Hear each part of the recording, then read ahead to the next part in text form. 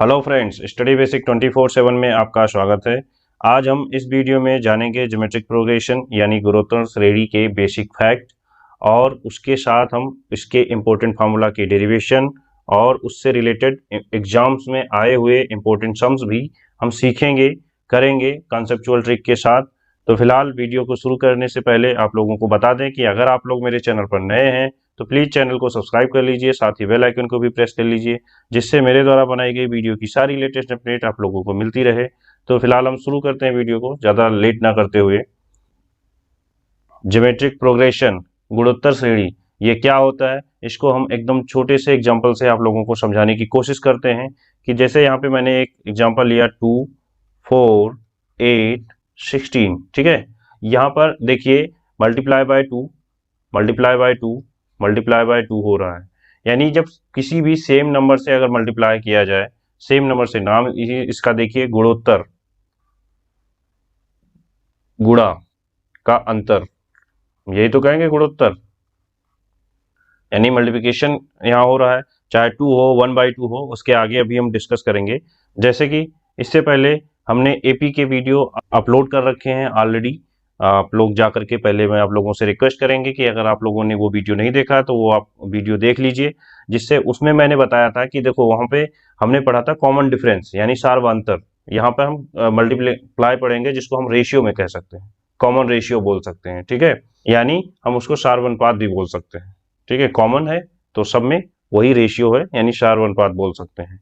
तो यहाँ पर उसमें क्या था, वहां पे प्लस और माइनस की बात हो रही थी, इसीलिए उसको अर्थमेटिक प्रोग्रेशन कहा गया था। ये मल्टीप्लाई में चलेगा, या कह सकते हो, यूं कह सकते हो डिवाइड में, यानी 1/2 अगर हम कर दें तो ये डिवाइड में चलेगा। तो इसे हम बोलते हैं ज्योमेट्रिक प्रोग्रेशन यानी गुणोत्तर श्रेणी। तो इस तरीके से जब सेम हो, ऐसा नहीं कि 2, 4, 6, 8 ऐसे, मतलब कोई डिफरेंस हो, डिफरेंस नहीं होना चाहिए, डिफरेंस सेम होना चाहिए। यहाँ पे जो multiply by 2, multiply by 2, multiply by 2, या ऐसे मल्टीप्लाई बाय 4 हो सकता है, मल्टीप्लाई बाय 8 हो सकता है, कुछ भी हो सकता है, मल्टीप्लाई बाय 1/8 हो सकता है। तो इसे हम ज्योमेट्रिक प्रोग्रेशन कहते हैं। तो हम इसको एकदम बेसिक से जानते हैं। अब जैसे अगर मैं आपसे कहूं, जैसे इसके फार्मूला बनाने के लिए, तो मैं आपसे क्या कहूंगा, यहाँ पर आप जैसे इसी को मैं पहले डिराइव करता हूँ। देखिए मैंने इसको क्या लिखा, 2 लिखा, 2 × 2 किया, अगेन 2 × 2 × 2, अगेन 2 × 2 × 2, ठीक है। इसी को अगर मैं ऐसे लिख दूं, 2 और 2 क्यूब 2 4, इसी तरीके से फार्मूला भी बन जाता है। लेट से अगर मैं ए मान लेता हूं, पहला टर्म है, ए पहला टर्म है, और जो ये मल्टीप्लाई बाय 2 हो रहा है यानी जो कॉमन है, उसको मैं आर मान ले रहा हूँ, आर मान ले रहा हूँ, ठीक है। तो यहाँ पे देखिए ए था, यहाँ पे देखो 2 × 2 किया, क्योंकि यहाँ पे कॉमन है वो 2 है, इसलिए यहाँ पे 2 लिखा है। तो ए इंटू आर, ऐसे देखिए यहाँ पे a × r, यहाँ पर आप देखिए a × r × r। तो आप एक चीज नोटिस करेंगे, यहाँ पे देखिए जैसे a r a r² लेकिन टर्म देखिए, यहाँ पर फर्स्ट टर्म था, यहाँ सेकेंड टर्म है, ये थर्ड टर्म है, फोर्थ टर्म है। जब फोर्थ टर्म है तो 3 है, थर्ड टर्म है तो 2 है, और सेकेंड टर्म है तो 1 है। यानी इसकी जो इंडिसेस है, यानी जो पावर है, वो आप देख रहे हो, यानी -1 है। तो हम ये कह सकते हैं कि अगर कोई nth टर्म हो, कोई nth टर्म होगी तो वो n-1 होगी। ए आर सेम रहता है देखो सब में, बस यहाँ पे क्या हो जाएगी, पावर क्या होगी, जो जितने भी टर्म होंगे उससे -1 यानी एक कम होगी। यही आपका जनरल टर्म का, यानी अगर हमें किसी ज्योमेट्रिक प्रोग्रेशन का यानी जीपी का अगर हमें लास्ट टर्म जानना है तो हम यही फार्मूला यूज करेंगे, ए आर n-1, जहां पर ए आपका फर्स्ट टर्म है, ए फर्स्ट टर्म है यानी पहली संख्या है, आर जो आपका कॉमन रेशियो हम बोलते हैं इसको, कॉमन रेशियो, ठीक है। इसको आप सार अनुपात बोल सकते हो, कॉमन रेशियो हो गया। और एन जो होता है वही नंबर ऑफ टर्म्स, ठीक है, पदों की संख्या, नंबर ऑफ टर्म्स, पदों की संख्या। तो आई होप ये सारी चीजें क्लियर हो गई होंगी। अब इसमें जैसे और बहुत सारे हैं, जैसे अभी हम आगे इसमें देखेंगे कि जैसे ए, कोई अगर मान लो लिखा हो कोई टर्म ए बी एंड सी दे दिया जाए, ये जीपी में है यानी गुणोत्तर श्रेणी में है, तो इसको ये एक मस्ट होगा। जैसे उसमें भी मैंने एपी में बता रखा है, अगर आप लोग देखे होंगे वीडियो तो आप लोगों को एकदम क्लियर होगा, उसमें कोई डाउट नहीं होगा। सेम उसी कॉन्सेप्ट यहाँ भी लग रहा है, इसलिए मैं आप लोगों से कह रहा हूँ बार बार कि आप लोग पहले एपी जरूर देख लीजिए जीपी को पढ़ने से पहले।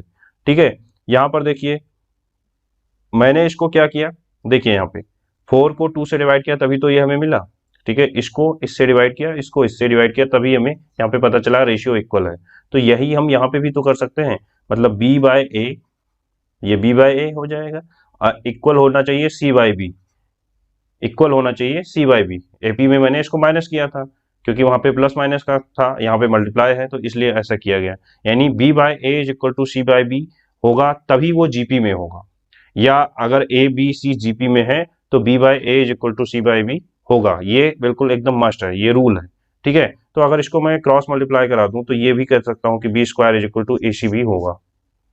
ठीक है, यानी अगर कोई एक टर्म्स लिखी हुई है ए बी सी तो उसको हम ये बोल सकते हैं कि B square is equal to A C होगा, तभी वो मतलब जीपी में है, अदरवाइज जीपी में नहीं है। आप चेक कर सकते हो, जैसे यहाँ पे मैंने 248 लिखा था पहले। अगर मैं फर्स्ट 3 टर्म लेता हूँ तो बीच में 4 है तो 4 का स्क्वायर करेंगे 16 और 8 2 जा 16 होता है, तो देखिए इक्वल हो गया। लास्ट 3 टर्म लेकर के भी देख सकते हैं, 8 का स्क्वायर करेंगे 64 और यहाँ पे 16 4 जा 64।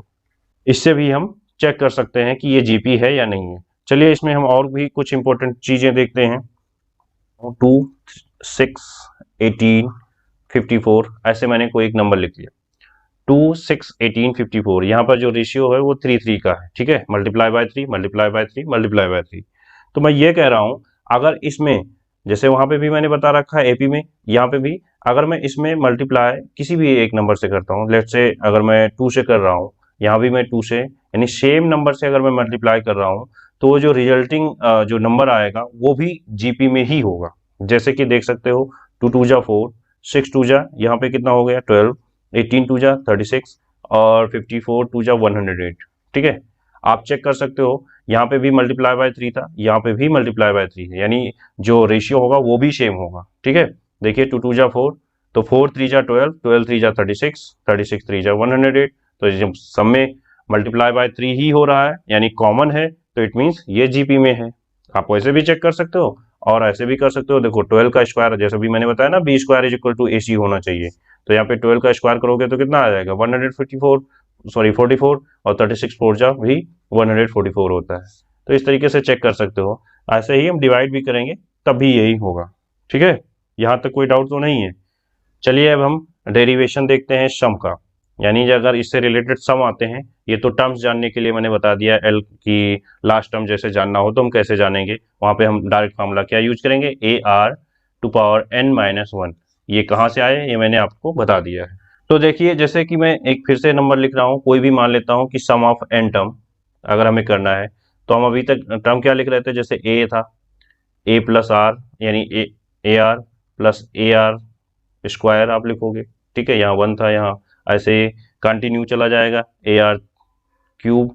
ओके, और प्लस ऐसे ही हम लिख सकते हैं इसको A R to power N minus 1। ये भी आपने पढ़ा, ये इक्वेशन 1 मान लेते हैं। ठीक है, ये इक्वेशन 1 मान लेते हैं क्योंकि ये आपने टर्म पढ़ी कि लास्ट टर्म क्या होगी A R to power N minus 1, वही मैंने लिखा, अभी इसमें कुछ चेंज नहीं किया है। सपोज करिए यहाँ पे कुछ केस बनेंगे, अगर रेशियो रेशियो 1 हो, रेशियो क्या हो 1 हो। अब वो कैसे, जैसे अभी मैं एग्जांपल से समझा दूंगा। तो वहां पर क्या हो जाएगा, देखिए यहाँ पे अगर रेशियो 1 है तो ए, यहाँ पे आर, आर मीन्स 1, तो ए यहाँ पे भी आ जाएगा। 1 की कोई भी पावर हो 1 ही होती है, तो 1 को ए से मल्टीप्लाई करोगे ए यहाँ भी आ जाएगा, मतलब ये n टाइम्स जाएगा। तो हम डायरेक्ट कह सकते हैं अगर हमें जिसकी रेशियो 1 हो तो सम ऑफ अगर n टाइम्स जानना है तो हम डायरेक्ट एन ए भी लिख सकते हैं। ठीक है, एक तो केस ये हो जाएगा। अब ये कैसे, मतलब ऐसे कोई नंबर आ जाए 2 plus 2 plus 2 plus 2 plus 2, it means क्या हुआ, इनमें कोई भी चीजें बढ़ नहीं रही हैं, 2 2 ही रह रहा है, यानी रेशियो 1 है, यानी 2 1 जा 2, 2 1 जा 2, 2 1 जा 2, यानी मल्टीप्लाई बाय 1 हो रहा है। बात समझ में आ गई। तो इसका अगर हमें डायरेक्ट जानना है तो जैसे सम, तो हम डायरेक्ट इसका नंबर देख लेंगे, टोटल कितने नंबर्स हैं 1 2 3 4 5, तो 5 2 जा 10, ये इसका आंसर हो जाएगा। ये तो चलो फिलहाल बच्चों वाला हो गया। नेक्स्ट देखते हैं, जैसे इसमें केस सेकंड अगर बने, केस सेकंड क्या बनेगा, R is great less than 1 अगर बने, सपोज करिए r इज लेस देन 1 बने। अब ये r मैंने ऐसे क्यों लिखा, इसका मतलब क्या होता है कि कोई भी नंबर ऐसे, सपोज करिए मैंने यहाँ पे नंबर लिख दिया -3, इसको जब हम बाहर लिखते हैं तो पॉजिटिव में ही लिखते हैं। तो देखिए अब k सेकेंड हमने पता चल गया, मैंने इक्वेशन 1 लिख रखा है। अब आप बताइए अगर इस पहले वाले SN में अगर मैं दोनों तरफ r से मल्टीप्लाई कर देता हूँ, लेट से मैंने r से मल्टीप्लाई कर दिया, तो यहाँ पे मैं इसको लिख सकता हूँ कि AR, क्योंकि ये A था तो AR हो जाएगा, ये इस तरीके से ऐसे AR स्क्वायर हो जाएगा, AR क्यूब हो जाएगा एंड सो ऑन, प्लस होता होता यहाँ पर देखिए n-1 से पहले कुछ ऐसा नंबर भी आया होगा जो n-2 रहा होगा, तो उसमें n-2 जब लिखोगे, जैसे AR n-2 लिखा हुआ है, अब इसमें क्या करोगे, r मल्टीप्लाई करोगे, मल्टीप्लाई करने पे आपको पता है क्या होता है, इसको मैं थोड़ा और डिटेल में कर दूं तो देख लीजिए। जैसे मैंने मल्टीप्लाई किया तो यहाँ पे हमें पता है बेस सेम है तो पावर ऐड हो जाएंगी, इसकी पावर 1 है, तो यहाँ पे जब इसको लिखोगे AR n-2 + 1, तो ये बन के आ जाएगा AR n-1। ठीक है, तो इसको डायरेक्ट मैं ऐसे लिख सकता हूँ AR n-1, और जो लास्ट टर्म जो होती है AR n-1, तो इसमें भी +1 करोगे तो सिर्फ बचेगा AR⁴n। ठीक है, तो ये मैं इसको सही से फिर से लिख दूं तो सम ऑफ n टर्म्स अगर मैं r इंटू करने पर तो जो मेरा आएगा वो AR + AR² + AR³ + dot dot dot + AR n-1, ये मैंने दिखा दिया, जैसे n-2 को n-1 लिख दोगे, और जो n-1 है इसमें भी +1 करोगे तो ये प्लस माइनस माइनस हो जाएगा, तो इसलिए यहाँ पर जो वैल्यू आएगी वो सीधा आएगी ARn। तो ये हो जाएगा सेकेंड इक्वेशन। अब मैं क्या करूंगा, इक्वेशन फर्स्ट को इक्वेशन सेकेंड से माइनस कर दे दूंगा। मैं क्या कर रहा हूँ, इक्वेशन फर्स्ट को इक्वेशन सेकेंड से माइनस कर दे रहा हूँ, मतलब SN को, ये इक्वेशन फर्स्ट था SN में R इंटू SN माइनस कर दूंगा। यहाँ पर देखो हमें सिंपल सा दिख रहा है, यहाँ पे भी देखो A + R, AR² AR³ है, यहाँ पर क्या है AR से स्टार्ट हुआ है, यानी AR से लेकर के AR⁴n-1 है, तो ये इतनी चीजें माइनस हो जाएंगी, तो क्या बचेगा, सिंपल सा आप कहोगे सिर्फ यहाँ A बचेगा, यानी यही वाला A बच जाएगा, और लास्ट में जो यहाँ पे AR⁴n लिखा हुआ है ये बचेगा, यानी यही दो चीजें बचेंगी। जब माइनस करोगे तो सिर्फ यही दो चीज बचने वाली, यहाँ सॉरी माइनस हो जाएगा। ठीक है, अब आप देखिए इसको फर्दर सॉल्व करिए, तो देखिए यहाँ पे SN कॉमन ले सकते हैं, SN कॉमन लेंगे तो यहाँ पे क्या बचेगा, R यानी 1 - R, यहाँ देख रहे हैं 1 - R बचेगा, और यहाँ पर क्या है A माइनस, और यहाँ पे भी अगर हम A कॉमन ले लें, A कॉमन ले लेंगे तो क्या हो जाएगा, आप देखेंगे 1 - R⁴n। ठीक है, तो अब इसको फर्दर अगर हम लिखें सम ऑफ n टर्म्स तो क्या लिखेंगे, 1 - R⁴n अपॉन 1 - R, यही आपका फार्मूला बन जाएगा। सम ऑफ n टर्म्स के लिए जो फार्मूला बनेगा A1 - R⁴n अपॉन 1 - R, ये सम ऑफ n टर्म्स का फार्मूला बन जाएगा। आई होप ये आप लोगों को समझ में आ गया होगा कि मैंने कैसे इसको डिराइव किया। तीसरा केस सेम इसी तरीके से होता है, उसमें क्या होता है, पहले आप लोग इसको नोट डाउन कर लीजिए। वो ये होता है कि अगर केस हो जाए R इज ग्रेटर देन 1, ठीक है, R इज ग्रेटर देन 1 पूछ लिया जाए, तो उसमें सिंपल सा क्या करना है, कुछ नहीं करना है, जो अभी मैंने फार्मूला अभी मैंने देखो क्या बताया है, जो R इज लेस देन 1 के लिए मैंने ये बताया कि जो यहाँ पर A sum of n terms की जो वैल्यू होगी वो A1 - R⁴n अपॉन 1 - R होगा। तो यहाँ पे जब इसकी फॉर्मूला जानेंगे तो बस इसी को हम जस्ट उल्टा कर देंगे, AR⁴n-1 लिखेंगे और नीचे R-1 कर देंगे, बस इतना सा चेंज करना है। तो ये 3 प्रकार के फॉर्मूले आपको बताएं। देखिए जब R ग्रेटर देन 1 है, यानी रेशियो ग्रेटर देन 1 है तो ये फॉर्मूला लगाओगे आप, लेस देन 1 है तो ये फॉर्मूला लगाओगे, इक्वल टू 1 है तो आप सीधे NA फॉर्मूला लगाओगे। 3 मैंने आपको बिल्कुल बेसिक से बता दिए। अब इससे रिलेटेड हम कुछ सम्स करेंगे। तो जैसे बेसिक क्वेश्चन मैंने बहुत सिंपल से क्वेश्चन लिए हैं। सपोज करिए जैसे एक क्वेश्चन ले लिया मैंने 3, 6, 12, 24, ये इसका हमें बताना है, ऐसे ही एंड सो ऑन चलता चला जाए, सम ऑफ 8 टर्म्स, यानी 8 टर्म का ऐसे जो टेबल चल रही है इसका हमें सम ऑफ 8 टर्म जानना है। ठीक है, तो हम कैसे जानेंगे, पहले तो हम देखते हैं A क्या है, यानी फर्स्ट टर्म क्या है, पहली संख्या क्या है, तो 3 है। R जानने के लिए मैंने क्या बताया, तो सेकेंड वाले टर्म को फर्स्ट टर्म से डिवाइड करेंगे 6/3, ये रेशियो पता चल जाएगा, यानी 2/1, यानी इसको हम 2 लिख सकते हैं। फिर हमें अब देखो रेशियो 2 पता चल गया, तो मैंने क्या बताया था, जब r इज ग्रेटर देन, यहाँ पे देख रहे हो r is greater than, ratio क्या है, ग्रेटर देन 1 है, तो फॉर्मूला क्या लगेगा, a r⁻n-1 अपॉन r-1, ये सम ऑफ n टर्म्स का फॉर्मूला हो जाएगा।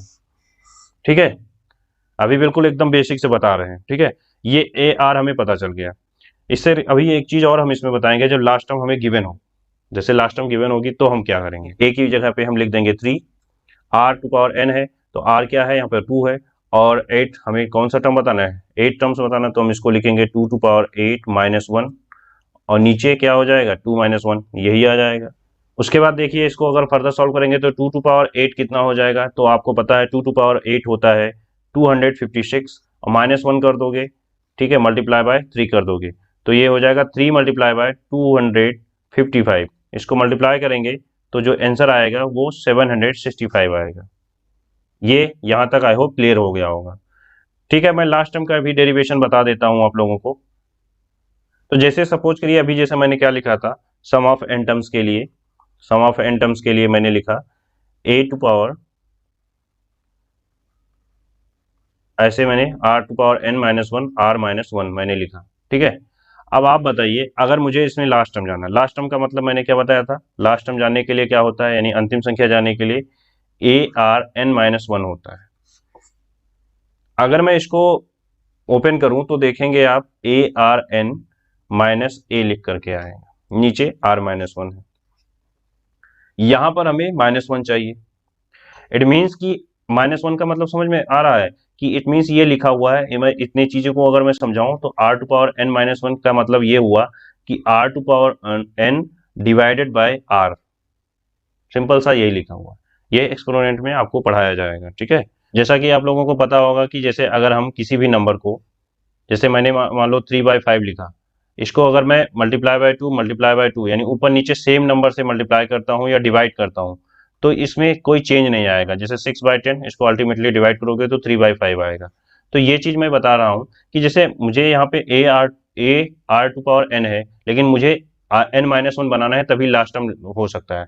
तो मैं क्या करूँ, एक बार इसको अगर डिवाइड कर दूँ, ठीक है, एक बार मैं इसको डिवाइड कर देता हूँ ऐसे, और एक बार मल्टीप्लाई कर देता हूँ और ऐसे लिख देता हूँ, तो कोई प्रॉब्लम है, कोई प्रॉब्लम नहीं होनी चाहिए, क्योंकि एक बार मैंने अगर डिवाइड किया, एक बार मल्टीप्लाई किया, तो इसको कैंसल आउट कर सकते हैं।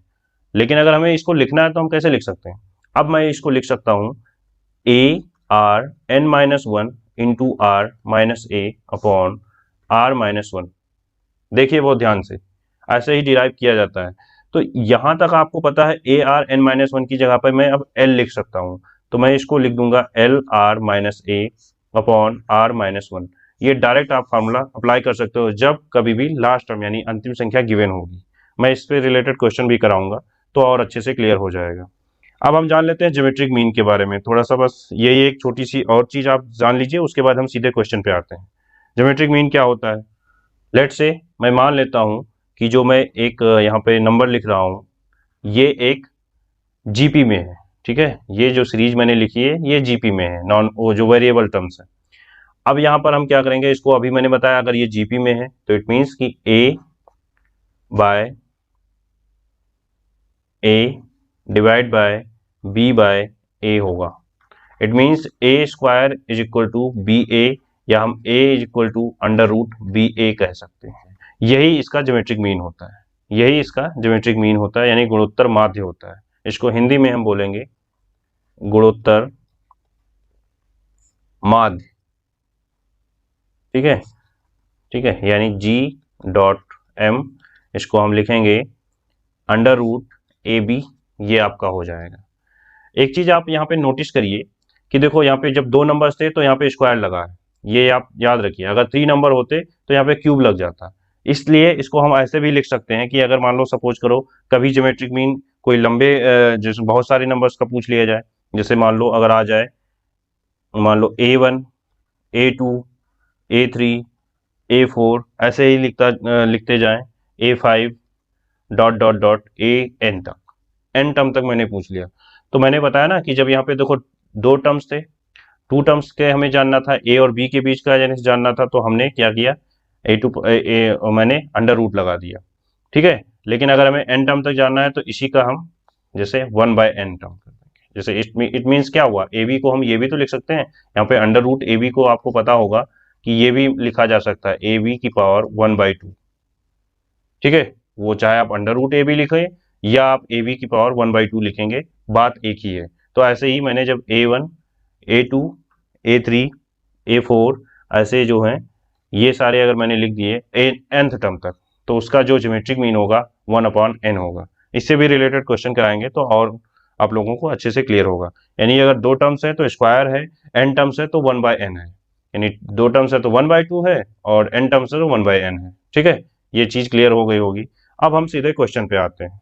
जैसे एक क्वेश्चन मैं ले रहा हूँ 1 3 9 27, ऐसे ही कोई सीरीज है जिसका हमें टर्म 7 जानना है, यानी हमें सातवां पद भी बताना है और उस सात पदों का योग भी बताना है, ठीक है।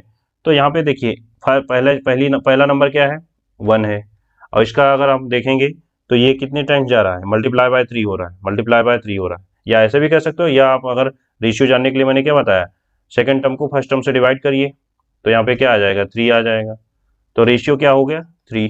तो फार्मूला क्या है, हम सीधा लिखेंगे टर्म 7 के लिए ARn-1, तो n यहाँ पे क्या है, 7 है, तो हम इसको लिख देंगे डायरेक्ट AR6, और a क्या है, 1 है, और r की वैल्यू क्या है, 3, तो 3 की पावर 6 जो हो जाएगा इसका वो आंसर हो जाएगा। तो 3 टू पावर 6 डायरेक्ट आप ये भी आंसर दे सकते हैं, या आप 3 की पावर कर लीजिए। तो 3 3 जा 9, 3 जा 27, 3 जा 81, 3 जा 243, 3 जा 729, ठीक है। तो 1 2 3 4 5 6, यानी इसका आंसर जो हो जाएगा वो 729 हो जाएगा। अब देखिए हमें लास्ट टर्म पता चल गया। अभी मैंने जस्ट आपको लास्ट टर्म के लिए अभी मैंने फॉर्मूला लिखाया, क्या लिखाया कि जो जब हमें लास्ट टर्म पता हो तो सम हमें जानना है, तो हम क्या करेंगे, सम ऑफ एन टर्म्स जानना होता है, तो हम लिखते हैं LR minus A R minus 1, ये सीधा हम लिख देते हैं लास्ट टर्म अगर हमें पता है। यहाँ पे लास्ट टर्म पता है तो हमें ये डायरेक्ट फार्मूला लगाने की जरूरत नहीं है, क्योंकि R ग्रेटर देन 1 है, तो Rn-1 अपॉन R-1। हालांकि ये भी कोई बहुत ज़्यादा टफ नहीं है, बहुत आसानी से इससे भी जान सकते हो, लेकिन जब ये हमें पता है तो हम डायरेक्ट इसी से जान लेंगे, ठीक है। तो यहाँ पे देखिए 729 ये पता है, और R क्या है, R आपको पता है 3 है, मल्टीप्लाई बाय 3 -1 कर दीजिए, ठीक है। तो और नीचे कितना आ जाएगा, 2, 3 - 1 2, तो 729 3 जा कितना होता है, 2187, -1 करेंगे बाय 2, तो ये आ जाएगा 2186 बाय 2, दैट इज 1093, ये आपका आंसर हो जाएगा। तो दोनों आंसर आ गए। एक और क्वेश्चन ऐसे ही देखते हैं। मान लो ऐसी कोई सीरीज आ जाए, जैसे लिखा हो 2 3 4 6 8 12 एंड सो ऑन, और इसका हमें टर्म 10 जानना, सम ऑफ 10 टर्म्स, यानी 10 पदों का योग जानना है, तो हम कैसे जानेंगे, ठीक है। तो देखिए यहाँ पे आपको ऐसे देखने पे नहीं दिख रहा होगा कि हाँ इसमें कहाँ जीपी लग रही है, लेकिन लग रही है। कैसे, देखिए 2 4 8 एंड नेक्स्ट जो होगा वो 16 होगा। ऐसे ही देखिए यहाँ पे 3 6 12, 2 जीपी यहाँ पे मिक्स हैं, तो पहले हम एक जीपी को सॉल्व कर लेंगे। तो देखो यहाँ पे टोटल 10 थे, तो इसलिए हम इसको अल्टरनेट है, तो इसलिए हम हाफ हाफ में डिवाइड कर देंगे। तो पहले का अगर हम देखें, यहाँ पे n कितना है, 5 है पहले वाले का, a 2 है, और r यहाँ पे देखिए दोनों में 2 ही है, 2 2 जा 4, ठीक है। तो इसको अगर हम सॉल्व करेंगे सम ऑफ 5 टर्म्स के लिए, a r to power n -1 r -1, बस हम यही फॉर्मूला यूज कर लेंगे। अब यहाँ पे a की वैल्यू क्या है, 2 है, r टू पावर n, यानी यहाँ पे देखिए r कितना है, 2 है, और 2 टू पावर 5 करोगे तो कितना हो जाएगा, 32 हो जाएगा, ठीक है। 32 -1 करोगे तो 31 आ जाएगा, और नीचे 2 -1 करोगे तो 1 ही। तो ये 62 हमें एक तरफ पता चल गया। दूसरा अगर हम देखें, जो उसका पहला टर्म क्या है, 3 है, ठीक है, इसके भी रेशियो क्या है, 2 है, और n कितने हैं, 5 हैं, तो इसको भी सॉल्व करोगे तो इसी तरीके से जैसे a लिखोगे 3, और ये अभी आपको पता है 2 टू पावर 5 32 -1 31 ही आने वाला है, और नीचे 2 -1 1, तो ये 93 आ जाएगा। अब इन्हीं दोनों को हम ऐड कर देंगे, 62 प्लस 93 कितना हो जाएगा, 325 और 155, ये आपका आंसर हो जाएगा। तो इस तरीके से क्वेश्चन बनेंगे। चलिए हम नेक्स्ट क्वेश्चन पे चलते हैं। नेक्स्ट क्वेश्चन क्या है, find the 19th term of the series, यानी इस सीरीज का हमें 19th टर्म जानना है, जिसमें अब कौन सी सीरीज है, √3 प्लस 1/√3 प्लस 1/3√3 प्लस ऐसे ही इसका हमें 19वां पद जानना है इस श्रेणी का, ठीक है। √3 प्लस 1/√3 प्लस 1/3√3, ठीक है, ऐसे ही चलता चला गया है। तो हम क्या करेंगे, पहले यानी सेकेंड टर्म को फर्स्ट रेशियो जानने के लिए तो हम क्या करेंगे, 1/√3 डिवाइड बाय √3, ठीक है। तो इसको जब सॉल्व करोगे तो ये आ जाएगा 1/√3 मल्टीप्लाई बाय 1/√3, तो ये आ जाएगा 1/3। तो इसका रेशियो हमें पता चल जाएगा कि ये 1/3 है, ठीक है। आगे इसको अगर आप चाहो तो और आगे भी फर्दर चेक कर सकते हो, नहीं तो देखो रेशियो हमें पता चल गया 1/3 है, ए हमें पता ही है √3 है, ठीक है, और हमें 19th इसका टर्म जानना है। और 19th के लिए देखो जब डायरेक्ट टर्म पूछा जाए यानी अगर पद पूछा जाता है तो देखिए हमेशा हमने फार्मूला क्या लिखा, ARn-1, यानी n यानी जो भी nth टर्म होगा उससे एक कम होगा, तो इसको हम डायरेक्ट ऐसे लिख सकते हैं AR18, क्योंकि 19वां पद पूछा गया तो 18 हो जाएगा। अब a की वैल्यू क्या है, √3 है, ठीक है, और r क्या है 1/3 टू पावर 18, ठीक है, 1/3 टू पावर 18, और यही इसका आंसर हो जाएगा। इसको डायरेक्ट आप मल्टीप्लाई कर देंगे तो ये हो जाएगा √3 अपॉन 3 टू पावर 18। आप सोच रहे होंगे √3 पर पावर 18 क्यों नहीं लगाया, क्योंकि मैंने देखा यहाँ पे 1 की पावर 18 तो 1 ही होगी, तो इसलिए √3 को 1 से मल्टीप्लाई किया गया तो ये हो गया, तो ये इसका आंसर हो जाएगा। नेक्स्ट क्वेश्चन देखिए, यहाँ पर आप देखने पे इसको आप प्लस माइनस समझ रहे होंगे, नहीं, यहाँ पे देखिए 3 -6 +12 -24 ऐसे है, और यहाँ पे पूछा गया है कि 300 -384 ये कौन सा टर्म होगा।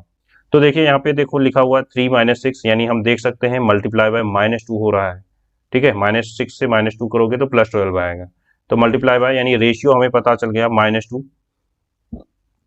ए की वैल्यू हमें पता है क्या है 3, तो दोनों हमें पता चल गए, और लास्ट टर्म भी इसमें हमें पता है -384, तो लास्ट टर्म के लिए -384 मैंने लिखा, और मैंने क्या किया, ए जो है 3, आर कितना है -2 टू पावर n-1, यही तो होता है formula, ARn-1 is equal to मैंने लगा दिया, ये 3 है इधर भेज दोगे आप, ठीक है, तो ये मल्टीप्लाई में है इधर जाके डिवाइड में हो जाएगा, तो 3 1 जा 3 और 3 2 जा 6, 3 8 28 बचेगा, वो भी माइनस का, और -2 टू पावर n-1, यानी इसको हम लिख सकते हैं -2 to power 7 is equal to -2 to power n-1।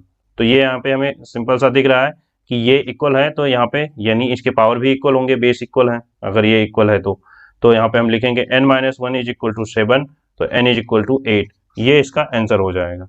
तो क्लियर हो गया कि इसका जो 8वां टर्म होगा वो -384 होगा। चलिए नेक्स्ट क्वेश्चन पे चलते हैं। A ball is thrown from a height of 500 meter on the ground. The ball bounces 4/5 times of first every last bounce. Then calculate the total distance the ball it stop. तो हमें total distance बतानी है, यानी एक गेंद को जमीन पर 500 मीटर की ऊंचाई से फेंका जाता है, ठीक है, उसको फेंका गया है, और गेंद हर आखिरी बाउंस में पहले के 4/5 यानी 4/5 गुना उछलती है, तो गेंद रुकने तक कुल कितनी दूरी तय कर लेगी, जब वो गेंद रुकेगी तो कुल कितनी दूरी तय कर लेगी, ये हमें बताना है। तो देखिए पहली बार में जैसे वो 500 गया, लेकिन वो जैसे एक जंप से दूसरे जंप तक वो आपको देखना है कि कितना वो डिस्टेंस कवर करेगी, तो एक जंप तो ये, और जैसे ही उसका दूसरा जंप पड़ेगा तो क्या कितना पड़ेगा, 500 का 4/5 पड़ेगा, यही तो पड़ेगा। तो आप कह सकते हो ये पहला जंप हो जाएगा, ठीक है। फिर उसके बाद दूसरा जंप लगेगा तो यहाँ से स्टार्ट होगा, तो इसको अगर हम सॉल्व कर लें तो 400 आ जाएगा, ठीक है, तो हम लिखेंगे 400, और फिर इसका जो इसके यानी फिर से 1 यानी 4/5 टर्म होगा, तो हम ये यहाँ पे फिर से बोल सकते हैं 400 इंटू 4/5।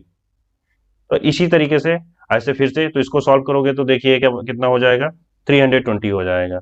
तो यहाँ पे हम 320 लिखेंगे, और फिर से इसका नेक्स्ट जो जंप होगा वो कितना होगा, 320 इंटू 4/5 एंड सो ऑन, ऐसे ही ये चलता चला जाएगा इनफाइनाइट तक। अब हमें नहीं पता ना, तो इनफाइनाइट तक हम इसको ऐसे लिखते चले जाएंगे। तो अब हम क्या करेंगे, सिंपल सा देखिए यहाँ पे कितना हो गया 500, और ये प्लस 400 तो 900 हो जाएगा। ये आपका कितना हो जाएगा, 720 हो जाएगा।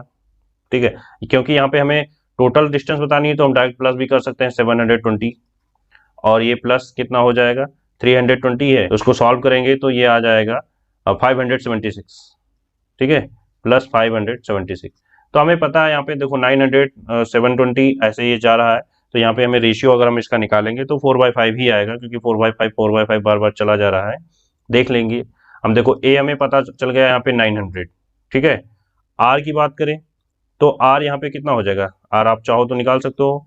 सेकेंड टर्म को फर्स्ट टर्म से करोगे 720, 900, 0 से 0 कैंसिल, 18 4 जा और 18 5 जा, क्योंकि वही बार बार हो रहा है, जंप कर रहा है, तो 4/5 ही हो जाएगा इसका आंसर। आपको रेशियो निकालने की जरूरत नहीं है, मैंने अभी आपकी संतुष्टि के लिए मैंने निकाल के दिखा दिया है। बाकी जैसे जितने भी गुना वो उछलेगी, ठीक है, वो वही आपका रेशियो हो जाएगा, ये याद रखना आप लोग। ठीक है, अब यहाँ पे हम सीधा देखो, जब भी हमें इनफाइनाइट जैसे कोई टर्म्स आ जाए तो उसके लिए हम डायरेक्ट ये फॉर्मूला यूज कर सकते हैं कि सम ऑफ इनफाइनाइट टर्म्स जानना हो तो हमें नहीं पता आर टू पावर एन क्या होगा, जैसे हम लिखते नहीं है A R to power N minus one. अब यहाँ इनफाइनाइट है तो इसलिए हम इसको नहीं लिखेंगे, सीधा ये हम लिखेंगे ए अपॉन 1 माइनस आर, बस यही लिख देंगे। सम ऑफ इनफाइनाइट टर्म जब भी जानना होगा तो हम ए अपॉन 1 माइनस आर कर देंगे। तो ए की वैल्यू कितनी है 900, और 1 माइनस आर करोगे तो 1 माइनस 4/5, दैट इज 5 1 जा 5 यानी 1/5 आ जाएगा। तो जो आ जाएगा इसका आंसर आ जाएगा वो 9 5 जा, यहाँ पे 5 ऊपर चला जाएगा तो 4500। जब 500 मीटर की ऊंचाई से फेंका जाएगा इसको, और ये अपने से 4/5 गुना हर बार उछलेगी आखिरी बाउंड से, तो ये जाकर के 4500 मीटर पे रुक जाएगी, यानी कुल जो डिस्टेंस कवर करेगी वो 4500 मीटर कवर करेगी। आई होप ये चीजें क्लियर हो गई होंगी। नेक्स्ट क्वेश्चन देखते हैं।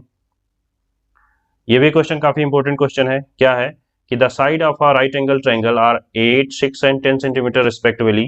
अ new right angle triangle is made by joining the mid points all the sides. ये इंपॉर्टेंट है, mid points all the sides. This process continue for infinite, ये भी इंपॉर्टेंट है। Then calculate the area of all the triangle so made. It means कि यहाँ पे कहा गया कि एक जो समकोण त्रिभुज है उसकी भुजाएं 8, 6 एंड 10 है। ये आप पाइथागोरन ट्रिपलेट आपको पता होगा। ठीक है, एक नया समकोण त्रिभुज सभी बिंदुओं के मध्य बिंदुओं को जोड़कर बनाया गया है, यानी बीच के जो मिड पॉइंट्स हैं उनको जोड़ करके एक नया त्रिभुज बनाया गया, और ऐसे ही करते जाएंगे, ये प्रक्रिया ऐसे ही चलती रहेगी अनंत तक। तो हमें सभी त्रिभुज का क्षेत्रफल बताना है। लेट्स से जैसे मैं अगर यहाँ पे अगर एक जैसे ट्रायंगल बनाऊं, तो मैंने जैसे ये बताया कि ये 8 है, ये 6 है, ये 10 है। ठीक है, ये पाइथागोरस थ्योरम से आप प्रूव भी कर सकते हो राइट एंगल ट्रायंगल। बाकी हम सिखा देंगे, जब हम त्रिभुज पढ़ाएंगे तो उसमें हम बताएंगे कि पाइथागोरन ट्रिपलेट हम कैसे जान सकते हैं, ऐसे ही ओरली कैसे जान सकते हैं। तो यहाँ पे जैसे 8 6 10, अब यहाँ पे इसका मतलब ये कहा गया है ये टर्म्स यहाँ और बीच का कुछ ऐसा,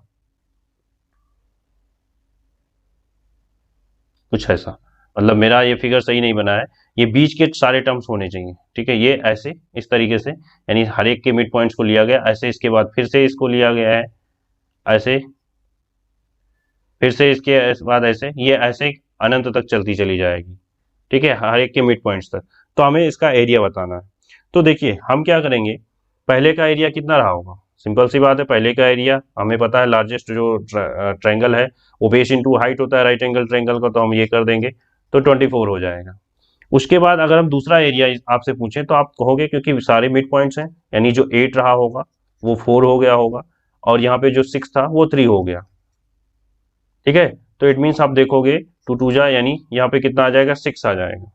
तो एक चीज आप यहाँ से देख सकते हो, क्योंकि मैंने 2 बार 2 को डिवाइड 2 इसको किया है हाफ ना, देखो इसको भी हाफ किया, इसको भी हाफ किया, इट मीन्स मैंने डायरेक्ट 4 से हाफ किया है। तो यहाँ पे भी देखो एरिया को अगर मैं 4 से डिवाइड करता तो मैं कह सकता था कि डायरेक्ट आंसर 6 आ जाएगा। तो अगर मैं लिखूं ऐसे ये कंटिन्यू चला गया होगा, यानी एरिया 1 जो रहा है वो 24 है, यानी पहला एरिया जो सबसे बड़ा एरिया था। उसके बाद मैंने देखा एरिया 2 कितना है 6 है, फिर तीसरा एरिया क्या हो जाएगा वो भी 1/4 इसका हो जाएगा, यानी एरिया अगर हम 3 लिखें तो 6 इंटू 1/4, अभी मैंने दिखाया ना 24 का वो, क्योंकि यहाँ पे 2 क्यों 1/4 हो रहा है, क्योंकि यहाँ पे भी देखो 2 से डिवाइड हो रहा है, यहाँ पे भी 2 से डिवाइड हो रहा है, तो अल्टीमेटली ये 1/4 से ही तो डिवाइड हो रहा है। 1/2 करोगे तो 1/4 से मतलब मल्टीप्लाई हो रहा है। तो ये चीज अगर करोगे तो एरिया 3 जो आ जाएगी वो 3/2, यानी जो तीसरी बार जो एरिया होगा वो 3/2 होगा, ये सेंटीमीटर स्क्वायर। तो इट मीन्स देख सकते हैं कि यहाँ पर a जो है वो 24 है, इस टाइप के क्वेश्चन पूछे जाते हैं, ठीक है। और r हमें पता चल गया 1/4, क्योंकि ये बार बार वही 1/4 कम होता जाएगा, ये भी, इसको भी अनंत तक जाना है। तो अभी मैंने अनंत के लिए क्या बताया, सम ऑफ इनफाइनाइट के लिए डायरेक्ट आपको लिखना a अपॉन 1 माइनस r। अब a कितना है 24, 1 माइनस r 1/4, 4 1 जा 4, 3 तो 3/4 हो जाएगा, ठीक है। उसको ऊपर भेज दोगे तो 24 मल्टीप्लाई बाई 4 बाय 3, 3 8 जा 24, तो 8 4 जा 32। तो जो इसका एरिया हो जाएगा टोटल, जो जितने भी इसमें ट्रायंगल्स बनेंगे, जितने भी इसमें ट्रायंगल बनेंगे, उसका सब, उन सब का एरिया जो होगा वो 32 सेंटीमीटर स्क्वायर हो जाएगा। तो आई होप ये भी क्लियर हो गया होगा। नेक्स्ट चलते हैं। देखो ये क्वेश्चन मैंने अभी आपको बताया था ज्योमेट्रिक मीन वाला। देखो कि मैंने कहा था 2 टर्म्स हैं, तो 2 के लिए अगर n टर्म्स हैं तो 1/n लग जाएगा, यानी 1/2। अभी मैंने इसका फॉर्मूला बता दिया है। देखिए कहा गया है it is GP 32 4 8 n and 2 and geometric mean is 8। यानी कोई एक GP है इस सीरीज में और उसका ज्योमेट्रिक मीन 8 है, तो हमें n की वैल्यू जाननी है, ठीक है। यानी कोई गुणोत्तर श्रेणी 32 4 8 n and 2 है और उसका माध्य 8 है, तो हमें बताना है n की वैल्यू बतानी है। तो हम क्या करेंगे, अभी मैंने बताया इसके लिए फॉर्मूला क्या होता है, जैसे A1 इंटू A2 ऐसे लिखते हैं अगर हम चले जाएं, A1 A2 A3 A4 ऐसे हम लिखें A5, तो ये इसका जो माध्य होगा 1/5 होगा। तो यहाँ पे हमें पता है क्या है, इसको मल्टीप्लाई अगर ऐसे, ठीक है, इस तरीके से होता है। तो हम क्या करेंगे सिंपल सा, क्योंकि देखो आप डायरेक्ट पता है आपको कि b square is equal to AC लिखते हैं ना, b is equal to under root AC लिखते हैं ज्योमेट्रिक मीन के लिए। देखो यहाँ पे मल्टीप्लाई हो रहा है कि नहीं हो रहा है, तो यही चीज हम कर देंगे मल्टीप्लाई, सीधा सीधा मल्टीप्लाई कर देंगे। दो टर्म्स थे के बीच का हमें ज्योमेट्रिक मीन जानना था, तो हमने 1/2 किया था, यहाँ पे 1/5 कर देंगे। तो हम क्या करेंगे 32 multiply by 4 multiply by 8 multiply by n multiply by 2 to power 1/5 is equal to 8, क्योंकि ये 8 इसका माध्य है हमें पता है। अब इसको हम फर्दर सॉल्व करेंगे तो क्या हो जाएगा, इसको मैं ये लिख सकता हूँ 8 इज इक्वल टू, तो 32 को लिख सकते हैं 2 टू पावर 5, 4 को मैं 2 स्क्वायर और ये 2 क्यूब हो जाएगा, ये n और ये 2 डायरेक्ट ऐसे लिख देंगे। हमें पता है इनके बेस सेम है, पावर अलग अलग है, तो हम इनको ऐड कर देंगे। तो ये नेक्स्ट स्टेप पे 8 is equal to 2 to power 10 into 2 into n बचेगा, और पावर इस पे लगा है 1/5, ठीक है, यहाँ पे भी 1/5 लगा है। अब मैं क्या करूँगा, इस 2/10 को यहाँ पे पता है, तो मैं इस तरीके से भी इसको लिख सकता हूँ, 8 is equal to 2 to power 10 into 1/5। इस पे देखो 1/5 लग गया, बाकी का जो बचा 2 टू पावर 1/5 और into n to power m 1/5। Next step पे इसको सॉल्व करोगे तो यहाँ पे ये देखो कट जाएगा, तो 2 स्क्वायर बचेगा, जो कि 4 है, 4 इधर भेज दोगे तो ये डिवाइड कर देगा, तो यहाँ पे सिर्फ 8 की जगह 2 बचेगा। और यहाँ पर देखिए पावर सेम है तो बेस अलग है, तो इनको हम मल्टीप्लाई कर देंगे तो 2n टू पावर 1/5 आ जाएगा। अब देखिए हमें यहाँ पे 1/5 हटाने के लिए क्या करेंगे, दोनों तरफ हम 5 से स्क्वायर कर देंगे। जैसे 1/5 है, हम करते नहीं है, जैसे 2 square is equal to something कुछ लिखा होता है 4, तो इसको हम इधर भेज देते हैं तो रूट में लग जाता है, और यही रूट अगर इधर भेज देंगे तो स्क्वायर हो जाएगा। सिंपल सा यहाँ है 1/5, तो इधर भेजेंगे तो ये पावर लग जाएगा, तो 2 टू पावर 5 हो जाएगा 2 टू पावर n, और सॉरी 2n, तो that is 32 is equal to 2n, और n की वैल्यू यहाँ से आ जाएगी 16। ये आपका आंसर हो जाएगा, यानी जो n होगा वो 16 होगा, और उसका माध्य जब इस सीरीज का देखेंगे तो 8 आएगा। आई होप ये भी क्लियर हो गया होगा। फिलहाल इस वीडियो का हम एक लास्ट क्वेश्चन देखते हैं। A GP has first term a is equal to 3, last term l is equal to 96, यानी लास्ट टर्म l को डिनोट कर रहा है, फर्स्ट टर्म a को डिनोट कर रहा है, और सम ऑफ n टर्म्स कहा गया है 189 है, ठीक है। तो हमें बताना है कि find the number of terms, यानी इसमें कितने टोटल टर्म्स हैं, यानी हमें n पदों की संख्या बतानी है। गुणोत्तर श्रेणी का पहला पद यानी A3 है और L 96 है, उसके पदों का योग 189 है यानी 189 है, तो हमें टोटल ये बताना है। तो देखो मैंने क्या बताया कि अभी इससे भी रिलेटेड देखो मैंने फार्मूला बता रखा है, क्या है उसमें लास्ट टर्म यूज करना होता है। लास्ट टर्म के लिए मैंने फार्मूला क्या बताया कि सीधा हम जब हमें लास्ट टर्म पता करना है तो हम सीधा LR minus A upon R minus 1 कर देंगे जब हमें लास्ट टर्म पता होता है। तो यहाँ पे हमें पता है, अब L क्या है 96 है, R लिख देंगे और a कितना है 3 है, और नीचे कितना है r माइनस 1 कर देंगे, इज इक्वल टू हम यहाँ पे लिख देंगे 189। ठीक है, सिंपल सा ये कर देंगे। अब यहाँ पर हम इसको सॉल्व करेंगे तो यहाँ पर ये पता चल जाएगा इसको फर्दर, तो 96r minus 3 is equal to 189r minus 189। ठीक है, ये इधर हम इसको मल्टीप्लाई कर दिया r माइनस 1 को, ये 189 इधर आ जाएगा, तो 96r minus 189r is equal to, ये इधर 189 था वो भी माइनस का, और ये प्लस 3 माइनस है तो इधर आके प्लस हो जाएगा 3, माइनस 93 r आ जाएगा इज इक्वल टू, यहाँ पे 189 को प्लस करोगे तो यहाँ पे आएगा जो माइनस का 186 आ जाएगा, जो कि r की वैल्यू यहाँ से 2 आ जाएगी। अब रेशियो हमें पता चल गया, रेशियो हमें पता चल गया तो हम अब सीधा एन टर्म जान सकते हैं। एन टर्म कैसे जान जाएंगे, तो यहाँ पर एन के लिए हम लिखेंगे a, वही लास्ट टर्म के लिए क्या होता है, last term is equal to A R N minus 1, A हमें पता है, लास्ट टर्म भी पता है 180, लास्ट टर्म 96 है, और ए कितना है, ए आपको बताया गया है 3, आर की वैल्यू अभी मैंने देख ली 2, और एन जानना है तो N minus 3 into N 2 N minus 1 लिख देंगे। इस 3 को इधर भेजोगे तो 32 हो जाएगा, यानी 2 टू पावर, मैं थोड़ा सा इरेज कर लेता हूँ। देखिए अब इसको इधर हम अगर लिखें तो हम ये लिख सकते हैं, जैसे ये 3 से डिवाइड हो जाएगा तो यहाँ पे बचेगा 32 is equal to 2 to power n minus 1। तो अगर इसको भी हम 2 की पावर में लिखें, देखो जब भी इस टाइप के क्वेश्चन आए तो यहाँ पे जो बेस होता है ये भी इधर ही बेस यही आएगा, तो हम लिख सकते हैं 2 to power 5 is equal to 2 to power n minus 1, यानी ये इक्वल है तो इसका मतलब पावर भी इक्वल होंगे, तो 5 is equal to n minus 1, तो n इज इक्वल टू 6 आ जाएगा, यही आपका आंसर हो जाएगा। तो आई होप जो मैंने अभी तक समझाया है, जो मैंने डिराइव किया है और इसके जो क्वेश्चन मैंने लिए वो आप लोगों को अच्छे लगे होंगे। मैं उम्मीद करता हूं कि आप लोगों को समझ में आया होगा। तो अगर आप लोगों को मेरे क्वेश्चंस अच्छे लगे हैं, मेरा एक्सप्लेनेशन अच्छा लगा है, तो प्लीज़ इस वीडियो को लाइक करिए, शेयर करिए, सब्सक्राइब करिए, और साथ ही बेल आइकन को भी प्रेस कर लीजिए, जिससे मेरे द्वारा बनाई गई वीडियो की सारी लेटेस्ट अपडेट आप लोगों को मिलती रहे। मिलते हैं नेक्स्ट वीडियो में, तब तक के लिए बाय बाय, टेक केयर।